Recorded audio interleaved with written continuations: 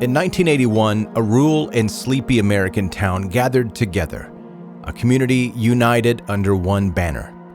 The car park rings with the unmistakably deep clink of a shotgun shell loading before all hell breaks loose. This was the town of Skidmore, a town dead set on ridding themselves of a pestilence that had brought them to their knees.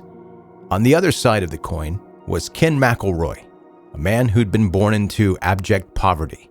He was 15th in line of 16 children born to Tony and Maybelle McElroy, but by the end of things, he would become the most infamous McElroy to walk the streets of America. He dropped out of school when he was only 15 years old, not to work or help support his family, but to learn a trade, a very specific trade. Ken was a burgeoning criminal, testing the waters and dipping his toes into the world of robbery and cattle rustling. By the time Ken was a grown man, he was 6'2", had thick, burly hair and sideburns, and was known locally to be a heavyweight criminal with a womanizing mean streak. Quote, he didn't have a bank account, didn't have a social security number, he didn't read. Author Harry McLean later wrote in a book about Ken, how did this uneducated person, how is he able to outwit the criminal justice system for 20 years? And that question has a complicated answer, the first part of which comes pretty easy. His name is Richard Gene McFadden, a boisterous and quick-witted defense lawyer who would represent Ken on the rare occasion that he did see the inside of a courtroom. Best client I ever had, Richard later spoke to the press. He was punctual, he always said he didn't do it, paid in cash, and kept coming back. He told me he would pay me whatever I needed to keep him out of jail. I mean, at least he's honest. For 20 years, Ken stole grain, gasoline, alcohol, antiques, and livestock from the community around him.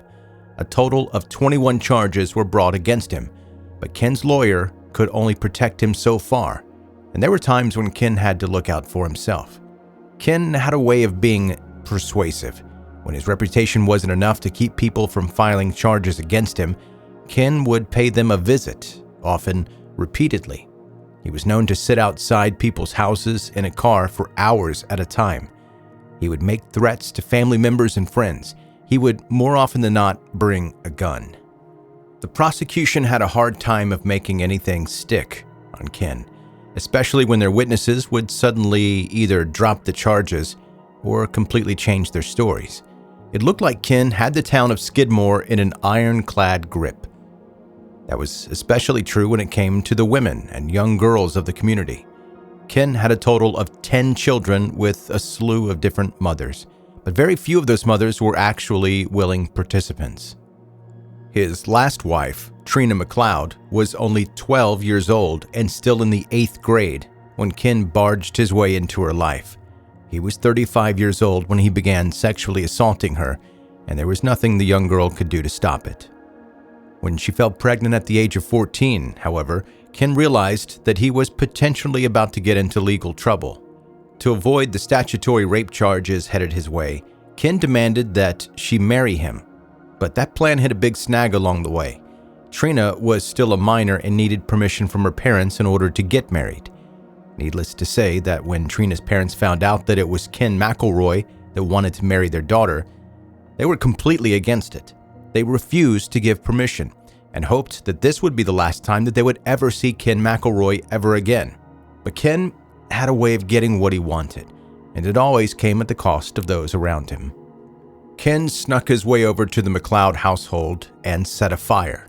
The blaze completely demolished the home, but to make sure that he was getting his point across, Ken shot the family dog for good measure. This was their warning and a promise of much more to come if they didn't hand over their daughter to Ken. The McLeods reluctantly signed the papers, and Trina and Ken were married. After that, Trina dropped out of school and went to live with Ken and his second wife, Alice, who he had to divorce in order to marry Trina. The three of them shared a house while they waited for her to give birth, and then the women made a daring escape. Desperate to get rid of Ken, Alice and Trina wrapped the newborn baby up and ran away to Trina's family. Unfortunately, it didn't take long for Ken to track them down and bring them back to his house. After that, he waited until Trina's parents were away to go burn their house down again and shoot their new dog so they wouldn't get any more ideas about helping out their daughter. Trina then went to the police and told them what Ken had done to her and to her family. He was charged with arson, assault, and statutory rape, but then was released on a $2,500 bail. Instead of focusing on his defense, Ken left that bit to his lawyer and set his sights on tracking down Trina and her baby, who had been placed into foster care in an attempt to protect them from Ken. And somehow, Ken managed to track them down again. He began sitting outside the foster home that had taken Trina in for hours at a time, and at least one occasion approached the home to speak with her foster parents. He told them that he was willing to make a trade. Girl for girl were the words that he used, and then he went on to explain that he knew who their daughter was and what way she came home from school. Quote, "Hand Trina and the baby over or I'll go after your daughter," was the warning. But the foster parents daringly refused and filed charges against Ken instead. This did not deter Ken, however. He had over 2 decades of getting away with things behind him that bolstered his confidence, and it taught him that he could get away with just about anything. He eventually managed to somehow wrangle Trina out of the system and back into his home, but by then he was also dealing with even more charges. On July 27, 1976, local farmer Romaine Henry approached Ken about shooting weapons on Romaine's property. Instead of being apologetic, however, Ken did the unthinkable and shot him twice in the stomach with a shotgun. Romaine miraculously survived the attack and filed charges against Ken. Ken, of course, denied everything and used the time in between court dates to sit outside Romaine's property and try to intimidate him. Ken was spotted there at least 100 times. Romaine, however, held strong. But in an unbelievable twist in the case, Ken's lawyer, Richard Gene McFadden, revealed Romaine's criminal history. He had a petty conviction from about 30 years ago, and somehow this piece of information was enough to ruin his reputation with the jury and acquit Ken. Ken had literally just gotten away with attempted murder, and this was not something he was going to forget anytime soon. 4 years later, with the next generation of burgeoning criminals growing up fast, one of Ken's children got into an argument with the store clerk after trying to steal some candy. In retaliation, Ken began stalking the Bowenkamps, the family who owned the store.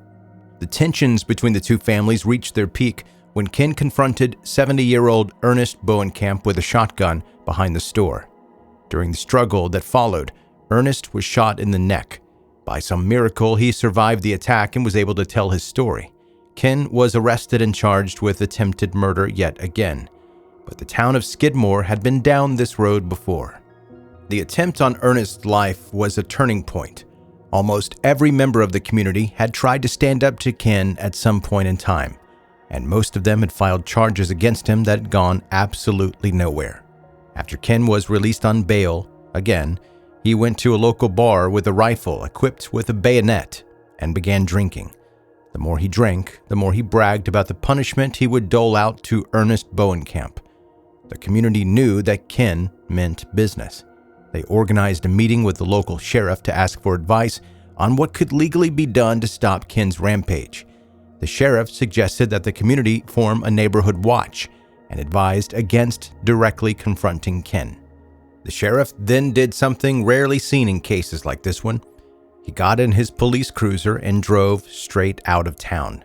He did this knowing that the men sitting in that meeting that day had just received word that Ken was already out drinking in the pub. Could the sheriff have known what was about to happen? Was there any way that he possibly didn't know? And was there anyone in the small community of Skidmore who would find him at fault for walking away that day?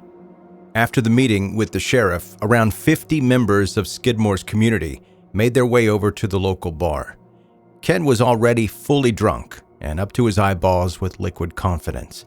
He bought another 6-pack of beer before ordering Trina out to his pickup truck.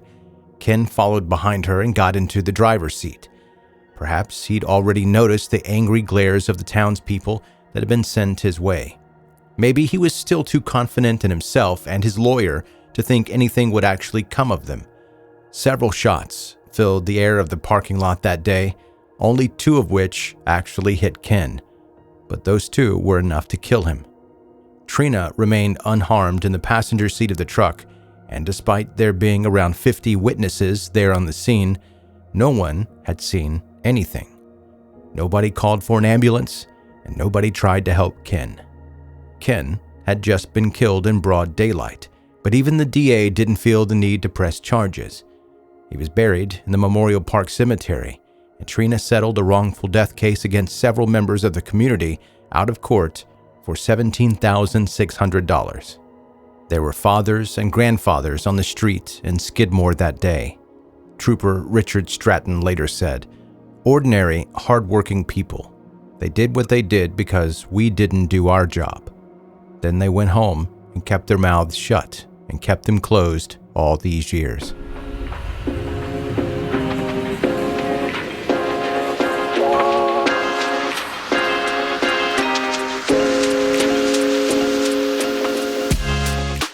That is 10-Minute Murder for today.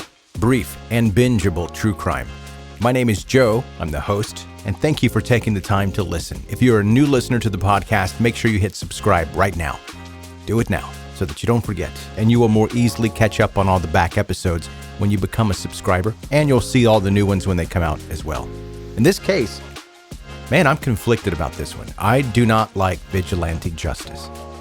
I'm saying that from a perspective of someone that's never had to entertain the thought of doing it myself. So I can't really speak with any type of experience on this. As a general rule, I don't like vigilante justice. However, it feels like he got what he deserved. But also, that's not the way to do things. You get what I'm saying? I mean, I get it, but I don't get it. But I also get it. Hey, if you want to get in touch with me, joe@10minutemurder.com is my email address. Website is 10minutemurder.com. And that's going to do it. That's your episode for today. Thank you so much for listening to 10 Minute Murder.